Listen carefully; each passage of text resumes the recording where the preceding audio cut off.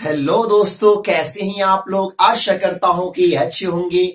आप लोगों का हमारे नए सीरीज में बहुत बहुत स्वागत है, जिस सीरीज का नाम है एग्जाम का मौसम दस्तक दे रहा है। दोस्तों, मैं इससे पहले एग्जाम का मौसम दस्तक दे रहा है का 3 वीडियो बना करके अपलोड कर चुका हूं, पार्ट 1, पार्ट 2, पार्ट 3, और ये पार्ट 4 होने के लिए जा रहा है। अगर आप पार्ट 1, पार्ट 2, पार्ट 3 नहीं देखे हैं तो प्ले लिस्ट में जाएं, वहां पे आपको देखने को मिल जाएगा एग्जाम का मौसम दस्तक दे रहा है, और सब वीडियो को देख ले, क्योंकि एग्जाम का मौसम दस्तक दे रहा है का टारगेट यही है कि आपका जो लिटरेचर है 200 मार्क्स का, जो 200 मार्क्स का लैंग्वेज सब्जेक्ट है, उसमें कम से कम 180 मार्क्स ला सके। और आज के वीडियो में मींस पार्ट 4 में मैं इंग्लिश के ऑब्जेक्टिव क्वेश्चन आंसर को लेकर के आया हूं, जो 100 मार्क्स का होगा। तो चलिए शुरू करते हैं और देखते हैं पार्ट 4 को। और दोस्तों, मैं आपको मैं उम्मीद दिलाता हूं कि अगर आपने एग्जाम का मौसम दस्तक दे रहा है कि अगर पूरा वीडियो देख लिया तो 180 मार्क्स लाने से कोई नहीं रोक सकता है। तो चलिए शुरू करते हैं, लेकिन उससे पहले आपसे एक रिक्वेस्ट है कि अगर अभी तक आप हमारे चैनल को सब्सक्राइब नहीं किए हैं तो प्लीज कर लीजिए, और अगर वीडियो अच्छा लगता हो तो प्लीज लाइक जरूर कर दीजिएगा। तो चलिए शुरू करते हैं और जानते हैं पार्ट 4 को। तो चलिए शुरू करते हैं। हम लोग एग्जाम का मौसम दस्तक दे रहा है का पार्ट 4 देखते हैं, और ये पार्ट 4 जो है वो इंग्लिश का है।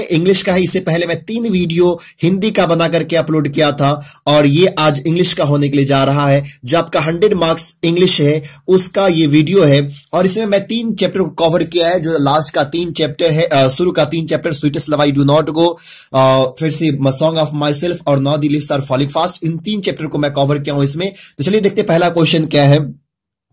Dash has been described as a metaphysical poet, मतलब किसको जो मेटाफिजिकल पोएट कहा जाता है, किसको डिस्क्राइब किया जाता है, तो आपको मालूम ही होनी चाहिए जॉन डॉन को जो है वो मेटाफिजिकल पोएट कहा जाता है। अगला क्वेश्चन है, John Donne is going to dash living his wife behind. John Donne अपनी वाइफ को छोड़ करके कहां जा रहे थे, तो वो जर्मनी को जा रहे थे। तो इसका सही आंसर क्या हो जाएगा, ए हो जाएगा। Sweetest love I do not go is dash. Sweetest love I do not गो कौन सा पोयम है, तो आपको मालूम होनी चाहिए ए लव पोयम हो जाएगा। तो इसका सही आंसर सी हो जाएगा।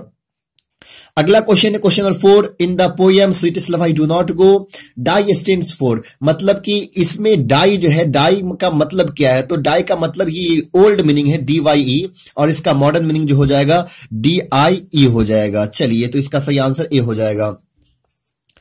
आगे बढ़ते हैं, अगला क्वेश्चन नंबर 5 देखते हैं। क्वेश्चन नंबर 5 कह रहा है, sweetest love I do not go may be compared with Shakespeare's dash, मतलब कि sweetest love I do not गो को जो है किससे कंपेयर, विलियम शेक्सपियर्स के किसके कौन से ये कविता से जो तुलना किया जा सकता है। तो बात याद रखिएगा, ये sweetest love I do not गो की तुलना जो है ना the marriage of true mind से किया जा सकता है। The marriage of true mind, शायद आप लोग अगर 11th में पढ़े होंगे तो ये पोयम देखने को मिला होगा, जो बहुत ही अच्छी लव स्टोरी इसमें बयान किए हुए हैं।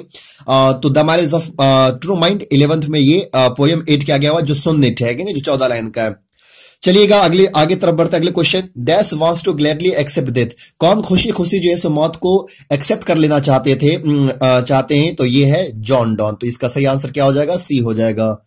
अगले क्वेश्चन की तरफ बढ़ते हैं, question number 7, John Donne feels that A dash is very hopeless. John Donne महसूस करते हैं कि कौन जो है सबसे ये होपलेस है, तो ये है इंसान ही हो जाएगा। मैन जो क्या है बहुत ही होपलेस है, और हॉर्स और डंकी को तो सेंस ही नहीं है, तो इसलिए इसका सही आंसर ए हो जाएगा।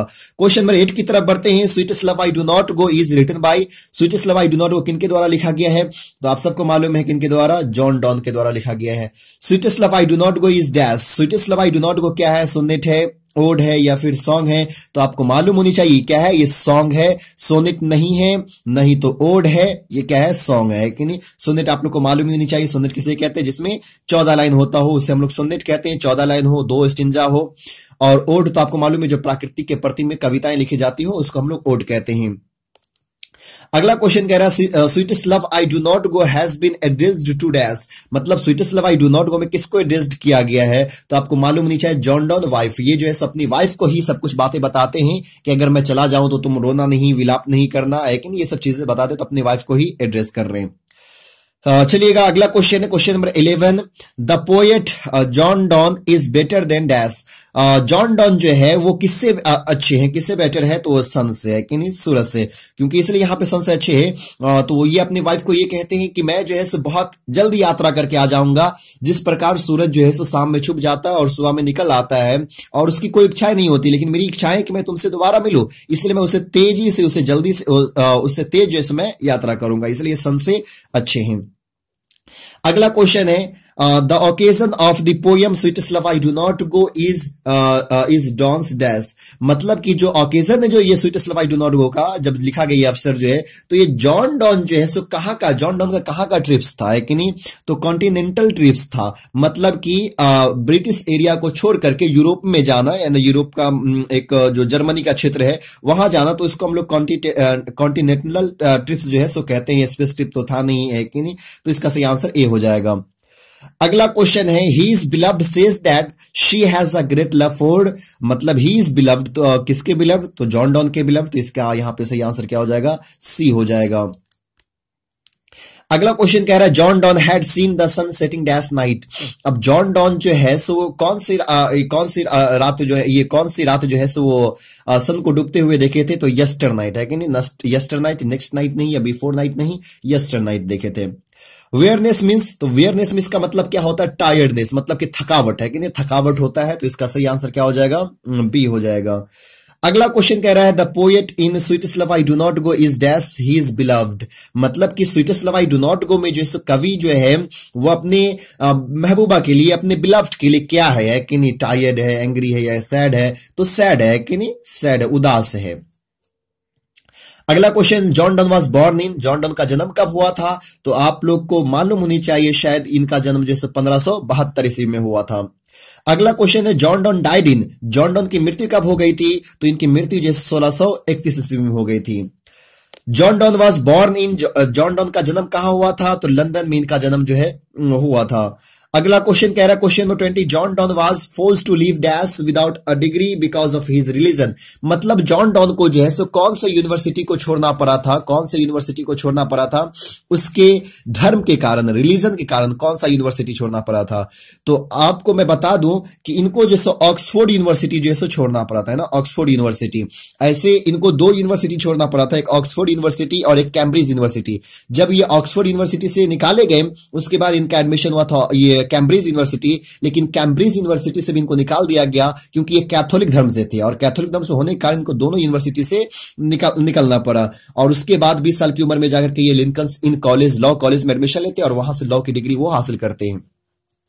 चलिए अगले क्वेश्चन पे बढ़ते हैं। अगला क्वेश्चन कह रहा है Donne was briefly sent to prison for his patron's niece. मतलब कि जॉन डॉन को जो है सो जेल भेजा गया था कुछ दिनों के लिए, ब्रीफली, है ना, कुछ दिनों क्यों भेजा गया था, है कि नहीं, तो उनकी जो आश्रय दाता की जो भतीजी थी, है कि नहीं, जो आप लोग अगर डीपली देखे होंगे तो मालूम होगा आप लोग को, सर थॉमस, है ना, तो सर थॉमस की जो भतीजी थी, है कि नहीं, जिसका नाम एनी मोरेज, मतलब कि जो उसकी वाइफ बनी जॉन डॉन की, तो उससे वो जो चुपके चुपके शादी कर लिए थे, जिस कारण जो है ना सो जेल जाना पड़ा किनको, जॉन डॉन को। सर थॉमस की भतीजी थी एन मोरे जो है, और उस समय एन मोरे की उम्र कितनी थी, एन मोरे की लगभग 16 साल थी, जॉन डॉन लगभग 29-30 साल के थे। तो चुपके चुपके जो शादी हुई थी जिस कारण उनको जेल जाना पड़ा, तो इसका आंसर क्या हो जाएगा, बी हो जाएगा, सेक्रेटरी मायरिंग हो जाएगा।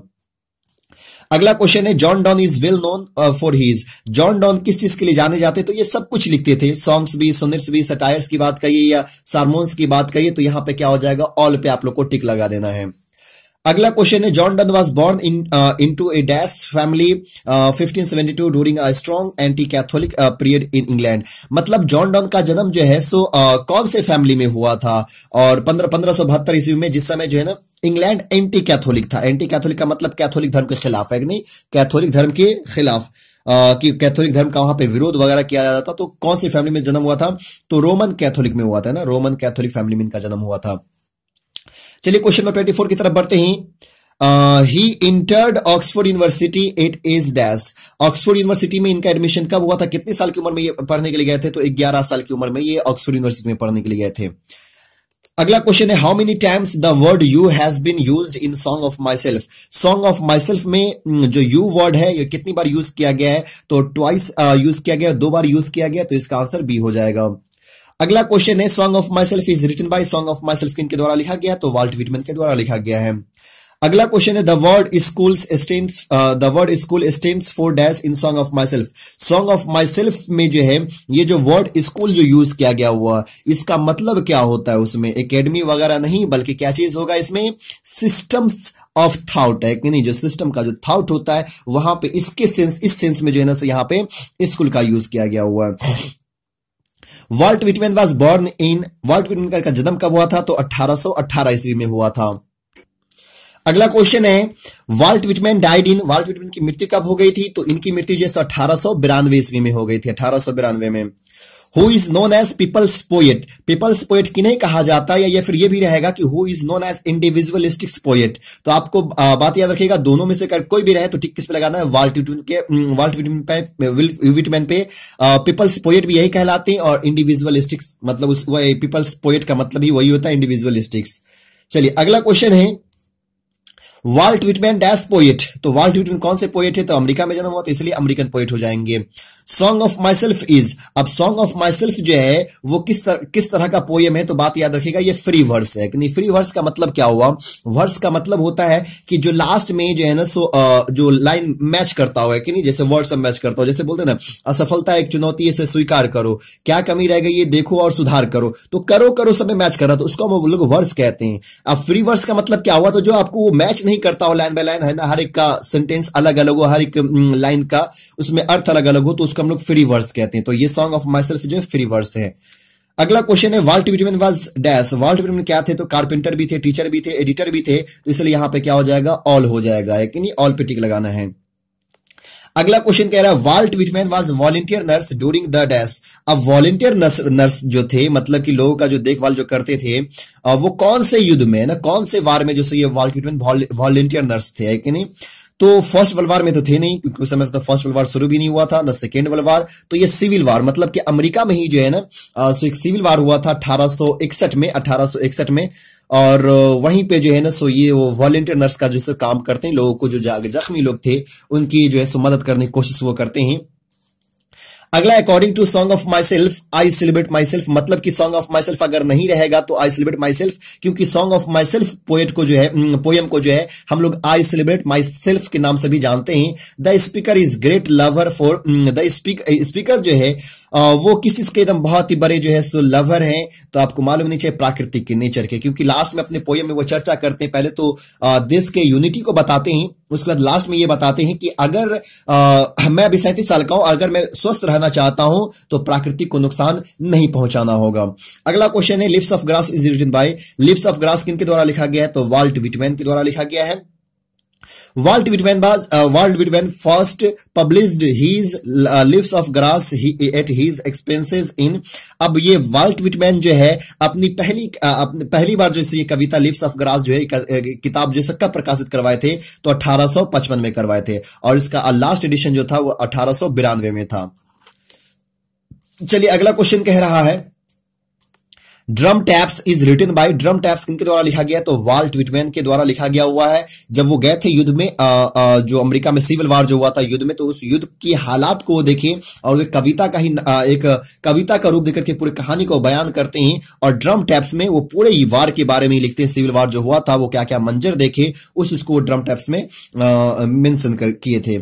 And what I assume you shell assume is taken from the poem, अब ये जो लाइन है what I assume you shell assume किस पोएम से लिया गया हुआ है, तो सॉन्ग ऑफ माई सेल्फ से लिया गया हुआ है। अगला क्वेश्चन नंबर 40 कह रहा है drum taps was published in, drum taps का प्रकाशित हुआ, तो ड्रम टैप्स जो प्रकाशित हुआ था 1866 ईस्वी में। अगला क्वेश्चन है Walt Whitman is dash years old, Walt Whitman कितने साल के हैं, तो 37 साल के हैं। मैं अभी कुछ देर पहले इस बात पर चर्चा किया था, 37 साल के। The poet in song of my self dash for himself, तो मतलब पोएट पोएट जो है वो सॉन्ग ऑफ माई सेल्फ में वो क्या करते हैं, तो गाते हैं कि नहीं, song for him my self sings हो जाएगा, यहाँ पे वो गाते हैं, इसमें ना दौड़ते नहीं है या पेंट्स नहीं करते बल्कि गाते हैं। आई हार्वर्ड फॉर गुड और बैड इज रिटन बाय, ये जो लाइन लिखा गया किनके द्वारा लिखा गया है, तो ये सॉन्ग ऑफ माई सेल्फ से लिया गया हुआ है, तो क्या हो जाएगा, वॉल्ट व्हिटमैन हो जाएगा। अगला क्वेश्चन कह रहा है now the lips are falling fast is written by, now the lips are falling fast किनके द्वारा लिखा गया है, तो now the lips are falling fast जो है किनके द्वारा, W.H. ऑर्डन के द्वारा लिखा गया होता है, इसका सही आंसर क्या हो जाएगा, सी हो जाएगा। चलिए अगले क्वेश्चन की तरफ बढ़ते हैं। W H. Auden was born in, W H. Auden का जन्म कहाँ हुआ, ये कब हुआ था? तो ये इनका जन्म जो है ना 1907 ईस्वी में हुआ था। डब्ल्यू.एच. ऑर्डन डाइड इन, इनकी मृत्यु कब हो गई थी? तो 1973 में, लेकिन ये हार्ट अटैक के कारण जो है इसकी मृत्यु हो जाती है 1973 ईस्वी में। W H. Auden won the Pulitzer prize in, Pulitzer prize इनको कब मिला था? तो 1948 ईस्वी में इनको मिला था। W H. Auden won Pulitzer prize for, मतलब डब्ल्यू.एच. ऑर्डन को जो पुलिट्जर प्राइज जो मिला था वो कौन सी किताब की वजह से मिला था, वो कौन किताब लिखे थे तो उनको ये मिला था? तो द एज ऑफ एंजाइटी जो लिखे थे, द एज ऑफ एंजाइटी, इन कारण जो इनको ये अवार्ड मिला था, पुलिट्जर प्राइज जो है ये अवार्ड मिला था ना 1948 ईस्वी में, द एज ऑफ एंजाइटी की वजह से। In the second line of the poem now the leaves are falling fast, nurse stand, मतलब कि सेकेंड लाइन में एक वर्ड का यूज किया गया नर्स, इसका मतलब क्या है? तो नर्स का मतलब है ट्री। और वैसे ट्री के बारे में यहाँ पे यूज किए, जो छोटे छोटे जो पेड़ पौधे होते हैं, जो पेड़ होते हैं उसके लिए स्पेशली यहाँ पे यूज कर देना, तो यहाँ पे ट्री हो जाएगा, small tree. Whispering neighbors left and right is line from the poem. Whispering neighbors left and right is line from, ये कहां से ये लाइन लिया गया हुआ है? तो ये लाइन जो है now the leaves are falling fast से लिया गया हुआ है। और दोस्तों मैं बहुत जल्द जो है ना वो ट्रिक्स लेकर के आऊंगा, जो ट्रिक्स आप लोग हिंदी में देख रहे थे, कैसे पोयम लाइन को हम लोग पहचानेंगे और उसको कैसे हम लोग एक्सप्लेन करेंगे। जब मैं इंग्लिश का सब्जेक्ट बनाऊंगा तो उस चीज में आपको ये बताऊंगा कैसे पोयम की लाइन को पहचानेंगे, जो आपका दोनों में मदद हो जाएगा। यहाँ पे जो ऑब्जेक्टिव में जो लाइन पूछा जाता है और साथ में जो आपको सब्जेक्टिव को जो एक्सप्लेन करना है, तो ये ट्रिक्स मैं बहुत जल्द लेकर के आने वाला हूं। जब सब्जेक्टिव में बनाऊंगा तो उसमें आपको ये ट्रिक्स देखने को मिल जाएगा, ताकि आपको आसानी हो जाए और मार्क्स कटे नहीं। अगला W H. Auden left in England in, मतलब कि डब्ल्यू.एच. ऑर्डन इंग्लैंड कब छोड़ दिए थे? इनका जन्म जो है, ये डब्ल्यू.एच. ऑर्डन का जन्म जो है सो इंग्लैंड में हुआ था, लेकिन बाद में इंग्लैंड को छोड़ करके चले जाते हैं और वो अमेरिका में जो शिफ्ट हो जाते हैं। तो इंग्लैंड में इनका ये इंग्लैंड जो छोड़े थे वो कब छोड़े थे? 1939 ईस्वी को छोड़ दिए थे। अगला क्वेश्चन है the dash of death are whispering never, है कि नहीं? तो ये मतलब कि द मैसेंजर ऑफ डेथ जो है क्या है? विस्परिंग नेवर, है कि नहीं? Auden's work divided into dash phase, अब ये डब्ल्यू.एच. ऑर्डन जो है इनके फेज, इनका वर्क्स जो है, इनके जो काम में जो किताबें सब लिखे या सॉन्ग सब लिखे, वो कितने फेज में डिवाइड किया गया हुआ? तो आपको मालूम ही हो जानी चाहिए, 2 फेज में। जब तक ये इंग्लैंड में रह करके लिखे ब्रिटिश फेज कहलाएगा या इंग्लिश फेज कहलाएगा, और जब ये इंग्लैंड को छोड़ करके चले गए कहा, वो अमेरिका चले गए, तो ये अमेरिकन फेज कहलाएगा। Nurse flower will not last is a line written by, अब नर्स फ्लावर जो है सो ये लाइन जो है सो किनके द्वारा लिखा गया हुआ है? तो किनके द्वारा हो जाएगा? तो सॉरी, इसमें कोई ऑप्शन ही नहीं है, तो आप लोग जैसे यहाँ पे ऐसा कर ले कि यहाँ पे ऑप्शन लिख लें, कौन सा? डब्ल्यू.एच. ऑर्डन, है ना? ये डब्ल्यू.एच. ऑर्डन के द्वारा ये लाइन लिया गया हुआ है, लिखा गया हुआ, nurse flower will not last, W H. Auden हो जाएगा। अगला क्वेश्चन है Auden's works is divided into the British phase and dash phase, मतलब ऑर्डन का जो फेज को 2 भागों में डिवाइड किया गया, एक ब्रिटिश फेज है और दूसरा कौन सा है? तो दूसरा अमेरिकन फेज हो जाएगा। चलिए अगला है new year letter by W H. Auden is, अब न्यू ईयर लेटर जो है सो डब्ल्यू.एच. ऑर्डन का वो कौन सा फेज है? तो ये अमेरिकन फेज है कि नहीं? अमेरिकन फेज है। Look stranger Spain another time by Auden is dash phase, अब ये जो किताबें सब है या वर्क सब है, ये किस कौन सा फेज में है? अमेरिकन फेज है या फिर जो है ब्रिटिश फेज है? तो ये जो है सो कौन सा फेज है? ब्रिटिश फेज है। The orators the dance of death by Auden is, अब ये दोनों किताब से जो है ये वर्क्स जो है ये कौन सा फेज है? तो ये भी जो है सो ब्रिटिश फेज है, ये भी ब्रिटिश फेज है। आगे चलिए अगला क्वेश्चन नंबर 59 को देखते हैं। The age of anxiety for the times being, अब ये सब जो किताबें हैं या वर्क्स है, ये जो है ना सो कौन से फेज में है ना? कौन से फेज में? तो ये अमेरिकन फेज में, ये अमेरिकन फेज में है। अगला कह रहा है now the leaves are falling fast is dash, अब now the leaves are falling fast क्या है? तो ये लिरिक है। लिरिक का मतलब क्या चीज जो जिसको गाया जा सके, गाने वाले लय में बनाया गया हो, उसको हम लोग लिरिक कहते हैं। डैश पर्सन्स आर ट्रेवलर्स, कौन से पर्सन जो है सो यात्रा कर रहे हैं, यात्रा करने वाले? तो यंग पर्सन है ना, यंग पर्सन, तो आंसर ए हो जाएगा। Trees shed their leaves in dash, अब जो पेड़ में जो पत्ते होते हैं वो पत्ते जो है सो कब झड़ने लगते हैं? तो ये ऑटम सीजन में ही झड़ते हैं, तो इसका आंसर बी हो जाएगा। अगला क्वेश्चन है 63 dash waterfall could bless the travels passing through that way. अब कौन सा, किस कलर का जो है सो वाटरफॉल जो है जो यात्रा करने वाला उसको ब्लेस करेगा, मतलब उसको आशीर्वाद देगा, है कि नहीं? तो ये व्हाइट है कि नहीं? व्हाइट है, व्हाइट वाटरफॉल है ना, व्हाइट वाटरफॉल जो है। अगले क्वेश्चन की तरफ बढ़ते हैं। क्वेश्चन नंबर जो है 64, the leaves are falling. The leaves are falling जैसे क्या हो जाएगा? फास्ट हो जाएगा, पत्ते तेज झड़ते हैं, लेकिन स्लो नहीं, धीरे नहीं, अच्छे से नहीं, बल्कि तेज झड़ते हैं। अगला क्वेश्चन है the dash has become dumb to see the leafless tree. अब कौन जो है ये लीफलेस ट्री को देख करके, बिना पत्ते का जो ये होता है, पेड़ होता है, उसको देख करके डम रह गया, मुक्के रह गया, मतलब कुछ बोल नहीं पाया, तो नाइटिंगेल हो जाएगा, सी हो जाएगा। अगला है now the leaves are falling fast is dash. अब now the leaves are falling fast क्या है? तो now the leaves are falling fast जैसा अभी इस पे ऊपर चर्चा किया गया हुआ है, तो ये क्या है? ये लिरिक है कि नहीं? लिरिक है। अगला है द प्रैम्स आर डैश। अब प्रैम्स मतलब बच्चे की गाड़ियां जो है वो क्या हो रहा है? तो लुढ़क रहा है, लोडिंग कर रहा है कि नहीं? तो प्रैम्स मतलब बच्चे की गाड़ियां होती है, तो इसका आंसर सी हो जाएगा। अगले क्वेश्चन की तरफ बढ़ते हैं। क्वेश्चन नंबर 68 कह रहा है the travels are we dash beings moving towards our death. यात्रा जो कर रहे हैं वो हम मानव जाति है ना, हम मानव जाति है जो मौत के बहुत ही करीब आ रही है, मौत की तरफ जो हम लोग मूव कर रहे हैं, तो इसका आंसर क्या हो जाएगा? बी हो जाएगा।